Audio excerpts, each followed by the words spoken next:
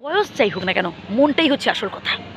যত বেশি আপনি মনের জোরটাকে বাড়াতে পারবেন, যত বেশি আপনি নিজেকে স্ট্রং রাখতে পারবেন, তত বেশি আপনি সারা জীবন নিজেকে যুবক রাখতে পারবেন। এই যে ৫০, ৬০, ৭০, ৮০ এই বয়সগুলো না শুধুমাত্র একটা সংখ্যা, আর কিছু না।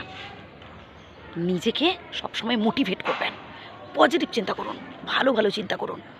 একদিন আপনি দেখবেন ঠিক আপনার মনের দুঃখ কষ্টগুলো দূর করতে পারবেন। আর যত বেশি আপনি হাসি মুখে সব কিছু গ্রহণ করতে পারবেন, তত বেশি আপনি সুখী হতে পারবেন।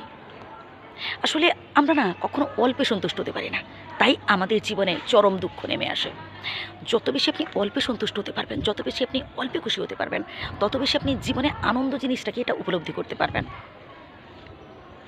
আপনার বয়সে মানুষদের সাথে একটু বেশি করে মিশুন, তাহলে বুঝতে পারবেন যে আপনার থেকেও দুঃখে কষ্টে বেশি রয়েছে বহু মানুষ। কাছাকাছি কোনো বাস স্ট্যান্ডে যান বা রেল স্টেশনে যান, দেখতে পাবেন কত গরিব, কত দুস্থ, কত অসহায় মানুষ, কত অসহায় মানুষ।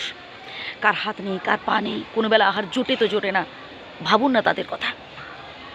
বিধাতার কৃপায় আপনি যতটুকুন পেয়েছেন সেটাই আপনার কাছে অনেক। এতেই বিধাতার কাছে কৃতজ্ঞ থাকুন। আল্লাহর কাছে প্রার্থনা করুন যে বাকিটা জীবনও যেন আপনি আনন্দে সবার সাথে হেসে খেলে কাটাতে পারেন। অল্পে সন্তুষ্ট হন। পরিবারের যে যতটুকুন আপনার জন্য করে দিচ্ছে তাতেই খুশি থাকুন। হ্যাঁ, একটা সময় আপনি আপনার পরিবারের জন্য অনেক কিছু করেছেন, অনেক স্যাক্রিফাইস করেছেন, কিন্তু এখন তাদের থেকে যতটুকুন পাচ্ছেন খুবই সামান্য। এতে কষ্ট পাচ্ছেন, মন খারাপ করছেন, ভাবছেন যে আমি আমার পরিবারের জন্য কী না করেছি আর এখন কি পাচ্ছি।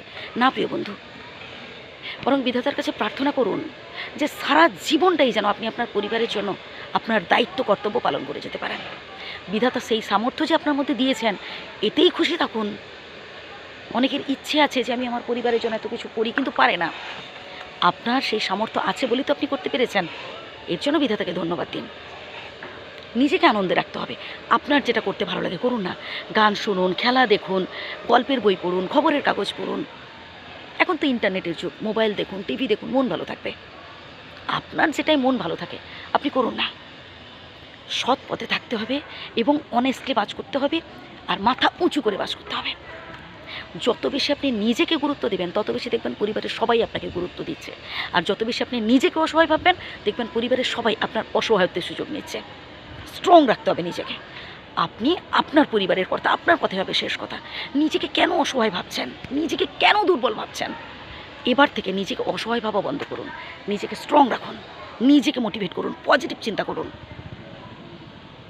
আপনি আপনার বাড়ির কর্তা, আপনার কথাই হবে শেষ কথা। আমি বারবার এই কথাটা বলি, আমি মনে করিয়ে দিই আপনাকে। আমি জানি আপনি বুদ্ধিমান মানুষ, তাই যে কথাগুলো বললাম আবারও প্রথম থেকে শুনুন, আশা করি উপকৃত হবেন।